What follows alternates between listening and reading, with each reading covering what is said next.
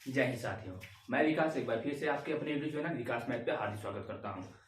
मैं उम्मीद करता हूं आप सभी लोग अच्छे होंगे, ठीक होंगे और आपकी तैयारी भी प्रॉपर तरीके से चल रही होगी। यूपी कांस्टेबल 26,744 प्लस के लिए आज हम स्टार्ट करने वाले हैं नंबर सिस्टम। जो पहला चैप्टर है नंबर सिस्टम, संख्या पद्धति क्या होता है, मैं संख्या के बारे में आज बात करूंगा, संख्या पद्धति के बारे में बात करूंगा, जो कि एक इंपॉर्टेंट चैप्टर होता है। इससे मैक्सिमम क्वेश्चन बनते हैं, हर एक एग्जाम में बनते हैं। जैसे जो लेखपाल का है आपका अपकमिंग वैकेंसी जो होती है, एनटीपीसी सीबीटी2 में भी बनेगा, लेखपाल में भी बनेगा, और आपके उत्तर प्रदेश पुलिस कांस्टेबल जो 26,744 प्लस वैकेंसी है, 26,744 प्लस वैकेंसी है, इसमें तो फिक्स ही है कि बनेगा ही क्वेश्चन, और हर एग्जाम में बनता है इसे क्वेश्चन, बहुत ही इंपॉर्टेंट चैप्टर माना जाता है। ठीक, अब हम बात करते हैं नंबर सिस्टम की। नंबर सिस्टम क्या होता है? नंबर सिस्टम में हमें कुछ ऐसे टॉपिक्स होते हैं जो पढ़ने पड़ेंगे, ठीक है, नंबर सिस्टम में कि वो क्या चीजें होती हैं और किस तरीके से हमें क्या पढ़ना पड़ता है। ठीक है, नंबर सिस्टम मतलब संख्या पद्धति, मतलब इसमें क्या पढ़ेंगे हम, संख्याओं का ही खेल पढ़ेंगे। ठीक है, संख्याओं का ही खेल पढ़ेंगे। ऐसे तो सिस्टम ऐसे लीजिए कि नंबर क्या होता है, 1 2 3 4 5 ये नंबर हो गया, लेकिन बस इतना ही नंबर नहीं होता है ये। ठीक है, मतलब बस इतना ही नंबर नहीं पढ़ना है, नंबर में हमें बहुत कुछ पढ़ना है। ठीक है, नंबर में हमें बहुत कुछ पढ़ना है। तो हम सबसे पहले नंबर सिस्टम में स्टार्ट करते हैं। आप ये जो बहुत पहले का होता है नंबर सिस्टम में, हम स्टार्ट करते हैं यार कि क्या होता है नंबर सिस्टम में। जो कुछ टॉपिक्स होते हैं उस टॉपिक्स को हम जान लेते हैं। ठीक है, कि क्या होते हैं वो नंबर सिस्टम में। ठीक, अब उसमें क्या है, क्या चीजें हैं, किस तरीके के हैं, हम वो बात करते हैं।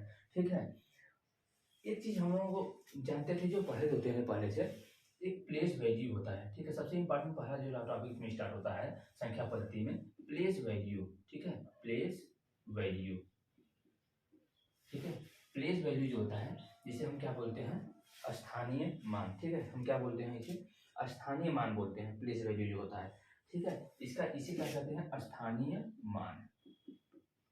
ठीक है, प्लेस वैल्यू क्या बोलते हैं, स्थानीय मान।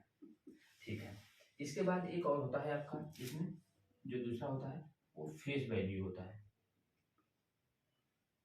ठीक है, एक क्या होता है, फेस वैल्यू होता है, फेस वैल्यू होता है, और क्या होता है आपका, प्लेस वैल्यू। अब हम बात करते हैं कि प्लेस वैल्यू क्या होता है।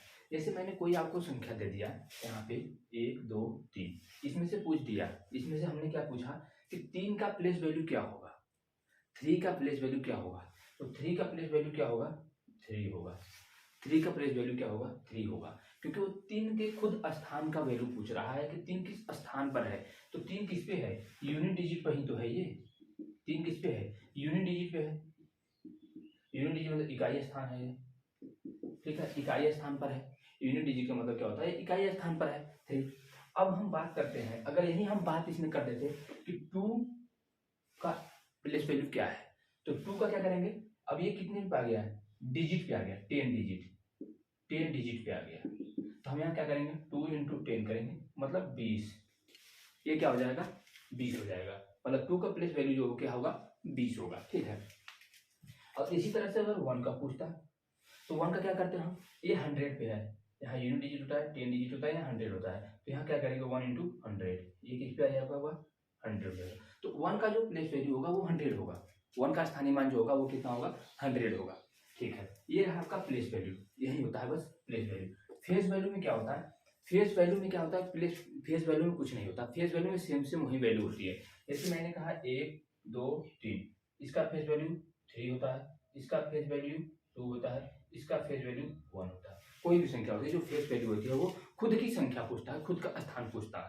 ठीक है, तो फेस वैल्यू जो होती है वो सेम होती है, कोई भी संख्या दे दे, यहाँ 1 2 3 के अलावा दे दे 4 5 6 भी दे दे, तो ये भी 4 होगा, यह 4 होगा, और यह भी 6 होगा। ठीक है, तो ये 5 होगा। ठीक है, वो खुद की संख्या वैल्यू पूछती है। ठीक है, ये होता है फेस वैल्यू और ये होता है प्लेस वैल्यू। प्लेस वैल्यू और फेस वैल्यू में ही अंतर होता है कि जो फेस वैल्यू होता है वो यूनिट 10 डिजिट और 100 उसमें मल्टीप्लाई होता है। ठीक है, जिस पोजीशन पे आता है, अगर इससे आगे बढ़ता जाएगा तो 1000 से हो जाएगा, फिर 10 बढ़ते 10,000 से हो जाएगा, इस तरीके से बढ़ती रहती है। लेकिन जो फेस वैल्यू होती है वो सेम वैल्यू नहीं आती है। ठीक है, जो संख्या होती है वो आप उसी को लिख दीजिए, वो होगा फेस वैल्यू। ठीक है, अब हम बात करते हैं आपको एक एग्जाम्पल के थ्रू। ठीक है, एक एग्जाम्पल तो मैंने आपको बता ही दिया हूँ, और भी एक एग्जाम्पल मैं आपको बता देता हूँ क्या है कि किस तरीके से होता है। ये है आपका फेस वैल्यू और प्लेस वैल्यू। एक क्वेश्चन था आपका, एक क्वेश्चन है इसमें, एग्जाम्पल मैं बता देता हूँ आपको। एग्जाम्पल था एक एग्जाम्पल है 13246 यह UPSI 2017 में पूछा हुआ क्वेश्चन था। इसमें पूछा था कि 3 का प्लेस वैल्यू क्या हुआ है। इसमें क्वेश्चन पूछा था 3 का स्थानीय मान, 3 का स्थानीय मान, ठीक है। इसमें पूछा था 3 का स्थानीय मान क्या हो जाएगा। ये है 3 इंटू, यहाँ तो इस वाले में क्या करते हैं 1 का मल्टीप्लाई करते हैं, इस वाले में 10 का मल्टीप्लाई करते हैं, इस वाले में 1000 का मल्टीप्लाई करते हैं, इस वाले में 10,000 का, और इसमें क्या करेंगे 1 लाख, इतना। तो इसका जो प्लेस वैल्यू आएगा, इसका जो 3 का प्लेस वैल्यू आएगा ये 3 लाख आएगा, ये आएगा प्लेस वैल्यू, ठीक है। ये आपसे पूछ रहा है कि इसका कितना प्लेस वैल्यू होगा, तो ये होगा इसका प्लेस वैल्यू, ठीक है। ये आपका क्या हो जाएगा प्लेस वैल्यू हो जाएगा, ठीक है। क्योंकि यहाँ से देख लीजिए 1 10 100, यहाँ 10, यहाँ 100, यहाँ 1000, ठीक है। यहाँ 10 से मल्टीप्लाई होता है, और यहाँ यहाँ 100 से मल्टीप्लाई होगा, यहाँ 1000 से, और यहाँ 10,000, यहाँ 10,000 से मल्टीप्लाई होगा, ठीक है। तो ये आएगा 30,000, ठीक है। ये होता है प्लेस वैल्यू, ठीक है। देखिए मैं क्या कह रहा हूँ, कहने का ये मतलब जो यूनिट प्लेस को होता है वहाँ पे इंटू जो होता है 100 1 से होता है। अगर यह 10 डिजिट आ जाता है, ठीक है, मतलब दहाई अंक आता है वहाँ 10 से होता है, ठीक है। अगर 100 डिजिट पे आएगा मतलब तीसरे पे आएगा तो वहाँ पे 100 से होता है, ठीक है। अगर यहीं 1000 पे आ जाता है तो वहाँ चौथे डिजिट पे आएगा, 1000 मल्टीप्लाई होगा। तो यहीं इस कंडीशन में यही चीज हुई है, ठीक है। तो इसका कितना प्लेस वैल्यू आ जाएगा आपका 3000, मतलब 30,000, 30,000 आएगा। इसका कितना आएगा आपका 30,000 वैल्यू आएगी, इसका जो प्लेस वैल्यू है। अब हम बात करते हैं अगला क्वेश्चन। अगर यही क्वेश्चन दे देता, इसी में आपसे पूछ देता कि 3 का फेस वैल्यू क्या है, इसका क्या पूछ देता आपका फेस वैल्यू, इससे पूछ देता आपका 3 का फेस वैल्यू कितना है, ठीक है। 3 का फेस वैल्यू कितना है, ठीक है। 3 का फेस वैल्यू कितना हो जाएगा, तो 3 का 3 फेस होगा। फेस वैल्यू तो वहीं सेम होती है, फेस वैल्यू में क्या होता है कोई अंतर नहीं होता, फेस वैल्यू में जो संख्या होती है उसी को लिख दी जाती है, तो फेस वैल्यू को क्या होगा वही सेम वैल्यू हो जाएगी। तो 3 का कितना हो जाएगा 3 हो जाएगा, ठीक है। अब यहाँ पे क्या होगा आपको पता होगा कि फेस वैल्यू भी क्या होती है और प्लेस वैल्यू की भी क्या होती है, ठीक है। अब हम बात करते हैं आगे, और भी चीजें क्या होती है इसमें क्या होता है। और एक चीज मैं आपको बता दे रहा हूँ, इसमें एक चीज और पूछता है, जैसे कोई संख्या दे दिया यहाँ पे आपको 1 3 5 6 8, इसमें से पूछ देता है कि difference between place value and face value, मतलब अंतर बताइए स्थानीय मान और फेस वैल्यू में।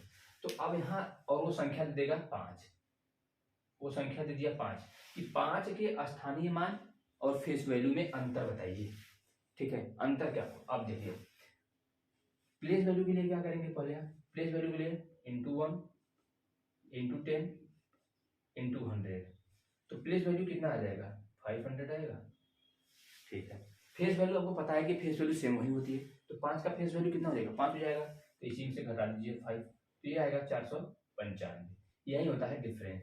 ये इस टाइप का भी क्वेश्चन पूछता है, इस टाइप के भी क्वेश्चन पूछते हैं कि आप डिफरेंस बताइए। यहाँ पे सम भी पूछ सकता है, वो जोड़ क्या होगा, योगफल क्या होगा, सम प्लेस वैल्यू और फेस वैल्यू का सम पूछ भी सकता है, योगफल भी पूछ सकता है, ठीक है। तो ये भी एक चीज आप नोट कर लीजिए, ठीक है। अब अगले हम बात करते हैं कि अगला टॉपिक क्या होता है इसमें नंबर सिस्टम में। ये 2 चीजें थी, मैंने आपको बता दिया इसमें कि 2 चीजें क्या होती हैं। अब इसमें हम बात करते हैं जो अगला स्टेप जो होता है इसमें आता है आपका नंबर सिस्टम में, एक आता है इसमें शुरू जो होती है कॉम्प्लेक्स नंबर से होती है। किससे होती है, कॉम्प्लेक्स नंबर। किससे शुरू होती है, कॉम्प्लेक्स नंबर से, ठीक है। किससे होती है, कॉम्प्लेक्स नंबर से। कॉम्प्लेक्स नंबर का मतलब ये होता है कि जब इसको आप a प्लस आई b के फॉर्म में लिखते हैं, ये होता है कॉम्प्लेक्स नंबर। ये क्या होता है, कॉम्प्लेक्स नंबर। यहाँ a और b जो होती है वो रियल नंबर होती है, a और b जो होती है वास्तविक संख्या मतलब रियल नंबर होती है, ठीक है।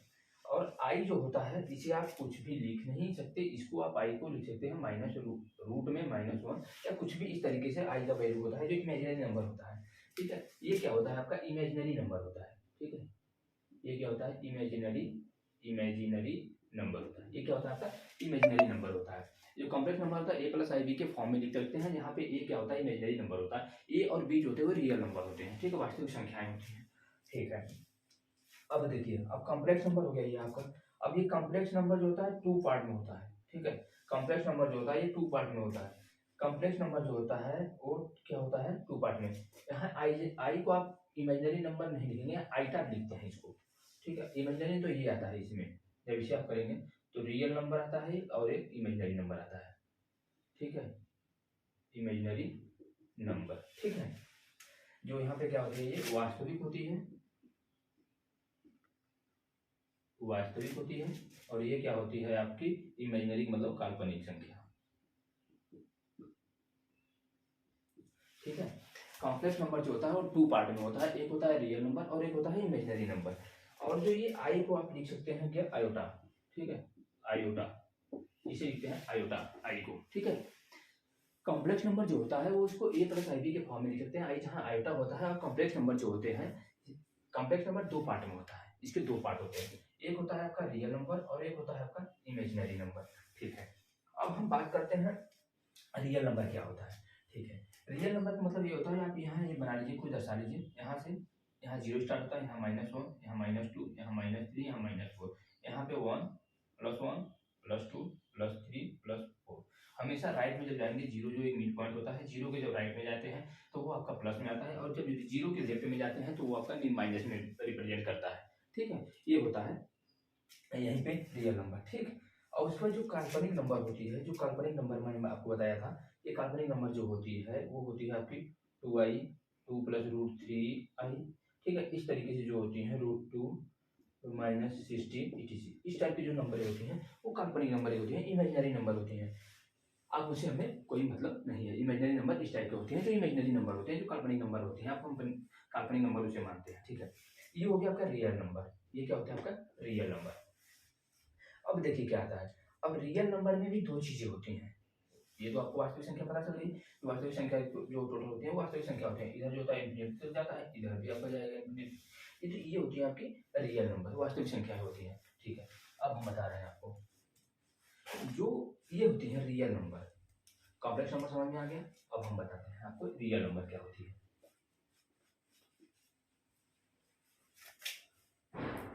ठीक है। अब हम बात करते हैं रियल नंबर पे, अब हम बात करते हैं रियल नंबर पे, अब हम बात करते हैं रियल नंबर पे, ठीक है। ये रियल नंबर दो होती है, ठीक है। इसमें एक आता है आपका जो दो चीज होती है इसमें, एक रेशनल होता है, एक रेशनल नंबर होता है, और आप एक इरेशनल नंबर होता है, ठीक है, इरेशनल नंबर, ठीक है। रेशनल नंबर को क्या बोलते हैं आप, परिमेय संख्या, परिमेय संख्या, और इसे बोलते हैं अपरिमेय संख्या, अपरिमेय संख्या, ठीक है। ये दो चीजें होती हैं। जो रियल नंबर होती हैं उसके दो पार्ट होते हैं, एक होता है इसमें रेशनल नंबर आता है, और एक क्या आता है इरेशनल नंबर। जो रेशनल नंबर होता है उसे परिमेय संख्या बोलते हैं, जो इरेशनल नंबर होता है उसे अपरिमेय संख्या बोलते हैं, ठीक है। दो चीजें आपको पता होगी यहाँ पे कि दो पार्ट होते हैं रियल नंबर के, एक होता है रेशनल नंबर और एक होता है इरेशनल नंबर, ठीक है। अब मैं बताता हूँ आपको कि रेशनल नंबर क्या होता है। रेशनल नंबर वो होते हैं जिसको आप, रेशनल नंबर क्या होता है, जिसे आप p/q के फॉर्म में लिख सकते हैं, जिसे आप क्या लिख सकते हैं, p/q के फॉर्म में लिख सकते हैं, ठीक है। p/q के फॉर्म में जो लिखा जा सकता है वो क्या होता है, रेशनल नंबर होते हैं, परिमेय संख्याएं होती हैं जो p/q के रूप में लिखी जाती है। कि यहाँ एक कंडीशन होती है q ≠ = 0, ठीक है। q 0 के बराबर नहीं होगा, q जो होगा वो 0 से बड़ा 1 2 3 4 5 कुछ भी हो सकता है, लेकिन ये जो संख्याएं होती हैं मतलब p/q के फॉर्म में लिखा मतलब 2 3 4 5 कुछ भी है, लेकिन ये 0 नहीं होगा, q जो होता है वो 0 के इक्वल नहीं होता है, क्योंकि अगर वो 0 के इक्वल हो जाएगा तो वो रह नहीं जाती है, तो वो क्या होती है, वो इन्फिनेटिव नंबर हो जाती है, मतलब अनडिफाइंड नंबर हो जाता है। अगर यहाँ 0 रखेंगे, अगर मैं रखता हूँ यहाँ 1, ऊपर 1 रख देता हूँ, नीचे 0 रखूँगा, तो ये इनडिफाइनाइट नंबर आ जाता है, इन्फिनाइट नंबर जिसे बोलते हैं, अनडिफाइंड नंबर हो जाता है, इससे कोई मतलब ही नहीं होता। इसलिए हम q बराबर 0 नहीं रखते हैं, ठीक है, q ≠ = 0 होता है। और यहाँ पे p और q जो होती है वो इंटीजर होती है, ठीक है। p और q जो होती है वो इंटीजर होती है, मतलब पूर्णांक होती है। जो ये p और q को आप क्या लिख सकते हैं, इंटीजर लिख सकते हैं, क्या लिख सकते हैं, इंटीजर लिख सकते हैं, ठीक है। इसे क्या बोलते हैं हम, पूर्णांक बोलते हैं, ठीक है, इंटीजर बोलते हैं इसे, पूर्णांक होती है। ये कैसे पूर्णांक संख्या होती है, कुछ भी आप दे सकते हैं इंटीजर में, पॉजिटिव इंटीजर, नेगेटिव इंटीजर, जो भी चीजें हैं इंटीजर दोनों संख्याएं होती हैं। कुछ भी हो, 2 4 6 8 10 12 वो सिर्फ इंटीजर नंबर में आती है। उसके बाद आता है इरेशनल नंबर आता है, जिसे आप कहाँ पे पी बाई क्यू के फॉर्म में नहीं, ये जो होती है जो रूट में होती है वैल्यू वो होती है पर इरेशनल नंबर, ठीक है। जैसे क्या होता है आपका √2 ब्रैकेट में √10 ब्रैकेट में √5 और पाई की वैल्यू जब तक जबकि होती है कितना 22/7, लेकिन ये जो होता है पाई की वैल्यू जो 22/7 होता है ये इसमें नहीं आता है, ये आता है रेशनल नंबर में, क्योंकि ये पी बाई क्यू के फॉर्म में लिखा जाता है, इसकी वैल्यू जो होती है तो पी बाई क्यू के रूप में लिखी जाती है 22/7, तो ये रेशनल नंबर में आता है। लेकिन जो पाई होती है पाई की वैल्यू एक्चुअल जो पाई की वैल्यू होती है यह 3.14 समथिंग होता है, ठीक है 3.14 समथिंग होता है, ठीक है डाटा। तो ये वैल्यू जो होती है इरेशनल नंबर में आती है, ठीक है। लेकिन जो 22/7 अगर पाई की वैल्यू आप उसे एक्चुअल मानते हैं साइंटिफिक रीजन से, तो वो जो चीजें होती हैं वो रेशनल नंबर में आती है। तो रेशनल नंबर समझ में आ गया होगा आपको कि जो रेशनल जो परिमेय संख्याएं होती हैं वो जो पी बाई क्यू के फॉर्म में लिखी जा सकती हैं वो परिमेय संख्याएं होती हैं, रेशनल नंबर होती है। जो इरेशनल नंबर होती हैं या अपरिमेय संख्या होती है उसे पी बाई क्यू के फॉर्म में नहीं लिखा जा सकता है उसे, ठीक है। जो ये रूप में इसे आप पी बाई क्यू के फॉर्म में लिख ही नहीं पाएंगे, ठीक है, इसलिए किस में आती है इरेशनल नंबर में आती है, ठीक है। अब मैं और आपको एक चीज और बता देता हूँ कि और क्या चीजें होती हैं, ठीक है। और भी चीजें होती हैं, जैसे जो रेशनल नंबर होता है ना उसका वर्गमूल किया जा सकता है। इसका जो रेशनल नंबर होता है मैं इसका एक प्रॉपर्टी और बता देता हूँ कि इसका वर्गमूल किया जा सकता है, ठीक है, इसका वर्गमूल किया जा सकता है, ठीक है, इसका वर्गमूल किया जाता है या किया जा सकता है, ठीक है, जो रेशनल नंबर होती हैं। लेकिन उसमें ऐसा चीज नहीं होता है, इसमें जो आपका इरेशनल नंबर होता है, ठीक है। जैसे कहने का ये मतलब हुआ कि इसको आप क्या लिख सकते हैं, अगर √4 लिख लिए तो √2 इसे बाहर निकालेंगे तो 2 आएगा, इसका यही वर्गमूल का मतलब ये होता है कि इसका वर्गमूल किया जा सकता है, ठीक है, इसका वर्गमूल किया जा सकता है। और यहाँ √9 लिख लीजिए तो इसको 3 लिख सकते हैं, जबकि इसको आप इसको रूट में बाहर लिख सकते हैं, इसको वर्गमूल, इसका वर्गमूल आप नहीं कर पाएंगे। तो रेशनल नंबर जो होते हैं इसका वर्गमूल आप निकाल सकते हैं, इसका वर्गमूल आप निकाल सकते हैं, ठीक है। अब क्या हो गया, पहले कॉम्प्लेक्स नंबर था तो कॉम्प्लेक्स नंबर दो भागों में डिवाइड हुआ, एक में क्या हुआ आपका रियल नंबर और एक में क्या हुआ आपका इंटीजर नंबर, ठीक है। अब उसके बाद क्या हुआ रियल नंबर दो में ब्रेक हुआ, एक रेशनल नंबर में और एक इरेशनल नंबर में हुआ। अब क्या बात करते हैं हम रेशनल नंबर के बारे में बात करते हैं। रेशनल नंबर भी दो भागों में बढ़ता है, ठीक है, वो आपको दिखा देते हैं हम। रेशनल नंबर जो होता है वो भी आपका दो भागों में बढ़ता है, ठीक है, रेशनल नंबर जो होता है वो भी आपका दो भागों में, जो परिमेय संख्याएं होती हैं वो भी दो चीजों में होती हैं, ठीक है। वहां पे आपको ठीक है। अब अगला हमने रेशनल पढ़ लिया, इरेशनल नंबर पढ़ लिए, और रेशनल नंबर में हमने क्या पढ़ लिया, उसके बाद आपका रेशनल नंबर में हम एक चीज और पढ़ लेते हैं। आपका रेशनल नंबर में क्या आता है, इसे जो रेशनल नंबर होता है ना, रेशनल नंबर में भी दो पार्ट होते हैं, ठीक है, रेशनल नंबर में दो पार्ट होते हैं। इसमें एक क्या होता है आपका जो रेशनल नंबर होता है इसमें आपका इंटीजर होता है और एक फ्रैक्शन होता है, ठीक है, ठीक है। और इंटीजर में तीन चीजें आती हैं, ठीक है, इसमें जीरो भी आता है, -1 -2 -3, यहाँ इन्फिनिटी पे जाइए, यहाँ +1 +2 +3 डट डट डट, ठीक है। ये होते हैं आपके जो नेगेटिव इंटीजर होती हैं, ये पॉजिटिव इंटीजर होती हैं और ये इंटीजर होती हैं। इंटीजर में सारी संख्याएं आती हैं जो जिसे हम क्या बोलते हैं, पूर्णांक बोलते हैं, ठीक है, पूर्णांक। और ये फ्रैक्शन होता है, इसे हम भिन्न बोलते हैं, ठीक है, इसे क्या बोलते हैं, भिन्न बोलते हैं। और इसमें क्या आती हैं, जैसे जो संख्याएं होती हैं जैसे कि 10/3 4/5, ठीक है। उसके बाद और भी संख्याएं जो आप ले सकते हैं 7/3, इस तरीके की जो संख्याएं होती हैं वो फ्रैक्शन में आती हैं। फ्रैक्शन भी टू पार्ट में होता है, ठीक है। फ्रैक्शन जो होता है वो भी दो होता है। फ्रैक्शन में क्या होता है आपका टर्मिनेटिंग होता है, टर्मिनेटिंग, और एक होता है नॉन टर्मिनेटिंग, ठीक है, दो होता है, टर्मिनेटिंग होता है और नॉन टर्मिनेटिंग। टर्मिनेटिंग का मतलब होता है जो टर्मिनेट होता है, जो कट जाता है कंप्लीटली पॉइंट में, वो होता है जैसे 4/5, ये जो होता है टर्मिनेटिंग में आता है, ठीक है। आप जो काटेंगे तो ये 0.8 आएगा, ये कम टर्मिनेट हो जाता है। और नॉन टर्मिनेटिंग में आता है जैसे 10/3, आप इसे काटेंगे तो 3.3333 ऐसे लिखते जाए, ये होती है नॉन टर्मिनेटिंग। उस टाइप की जितनी संख्या आती है वो नॉन टर्मिनेटिंग में आती है, ठीक है। तो ये है आपका रेशनल नंबर। और आपने इरेशनल नंबर भी पढ़ लिया है जो अपरिमेय संख्याएं होती हैं, ठीक है। अब हम बात करते हैं किसके बारे में, अब हम बात करते हैं नेचुरल नंबर के बारे में। अब जो अगला स्टेप आता है हमारा नेचुरल नंबर आता है, ठीक है। अब हमारा क्या आता है आपका नेचुरल नंबर, ठीक है, जिसे क्या बोलते हैं प्राकृतिक संख्याएं, ठीक है। अब हम इसे क्या बोलते हैं प्राकृतिक संख्याएं। नेचुरल नंबर भी क्या होती हैं, जो संख्याएं पूरी की पूरी जो टोटल जितनी संख्या होती है वो नेचुरल नंबर में आती हैं। ठीक है, जितनी भी संख्याएं आती हैं वो किस में आती हैं, नेचुरल नंबर में आती हैं, जो प्राकृतिक संख्याओं में आती हैं। ठीक है, वो हमेशा क्या होती हैं, एक जो भी सारी संख्याएं होंगी वो क्या होती हैं, नेचुरल नंबर होती हैं। नेचुरल नंबर 3 पार्ट में होता है। ठीक है, मैं बता दे रहा हूँ आपको, नेचुरल नंबर जो होता है 3 पार्ट में होता है।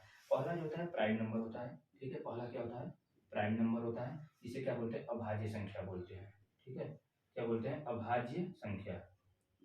उसके बाद आपका आता है क्या, कंपोजिट नंबर। ठीक है, कंपोजिट नंबर आता है। इसे हम लोग क्या बोलते हैं, भाज्य संख्या। ठीक है, जो कंपोजिट नंबर होता है वो भाज्य संख्या होता है। क्या होता है, भाज्य संख्या। और उसके बाद एक और होता है आपका परफेक्ट नंबर। ठीक है, परफेक्ट नंबर। ठीक है, ये क्या होती है, परिपूर्ण संख्या जिसे बोलते हैं। इसे क्या बोलते हैं, परिपूर्ण संख्या। ठीक है, ये होती है नेचुरल नंबर जो होती है 3 होती है। प्राइम नंबर होता है, कंपोजिट नंबर होता है, परफेक्ट नंबर होता है। ठीक है, जो प्राइम नंबर क्या होता है, ये जो होता है इसकी जो डिफिनीशन होती है ये होता है कि जो ये डिविजिबल होता है किसी 2 से या इट सेल्फ से। ये क्या होता है, divisible by 2 or itself. मतलब 2 से ये कट जाए। ठीक है, ऐसी जो संख्या हो जो 2 से कटे या तो सेल्फ से कटे। ठीक है, या तो 2 से कटे या तो सेल्फ से कटे, वो अच्छी संख्या क्या होती है, प्राइम नंबर आती है। ठीक है, ठीक है, और इसका जो मैक्सिमम जो फैक्टर होते हैं 2 होते हैं। इसके जो मैक्सिमम फैक्टर होते हैं, ठीक है, एक चीज और होता है, इसके जो मैक्सिमम फैक्टर होते हैं, इसके मैक्सिमम जो इसके डिविजिबल होते हैं वो 2 होते हैं। ठीक है, 2 का मतलब 2 होंगे, 2 से ऊपर वो उसके फैक्टर नहीं हो सकते हैं। इसमें एग्जाम्पल जैसे क्या होता है, 2 होगा, 3 होगा, 5 होगा, 7 होगा, 11 होगा। ये सारी चीजें क्या होती हैं, इस तरीके की जितनी संख्याएं आएंगी जो 2 से कटे या तो इट सेल्फ मतलब स्वयं से कटे, जो 2 से कटे या तो स्वयं से कटे, वो होती है प्राइम नंबर। जो प्राइम नंबर होती है वो 2 से स्टार्ट होता है, जैसे 2, 3, 5, 7। तो एक चीज यहाँ पे और बनता है कि सबसे छोटी जो प्राइम नंबर होती है वो 2 होती है। सबसे छोटी प्राइम नंबर जो होती है वो 2 होती है। ये होती है सबसे छोटी जो प्राइम नंबर होती है, सबसे छोटी प्राइम नंबर जो होती है ये 2 होती है। ठीक है, और अब हम लोग निकालते हैं कंपोजिट नंबर। इसके एटलीस्ट कितने होते हैं, एटलीस्ट जो फैक्टर होते हैं 3 होते हैं। एटलीस्ट फैक्टर मतलब इसके कम से कम 3 होंगे ही होंगे। इसके कम से कम कितना होंगे, 3 तो होंगे ही होंगे। ठीक है, इसका एग्जांपल क्या आता है, जैसे इसका एग्जांपल लिया हमने कि 2, 4, 6, 8, 10। ठीक है, अब देखिए, अब 2 और 4 क्यों नहीं लेंगे हम यहाँ, अभी हम यहाँ ये चीजें देखते हैं।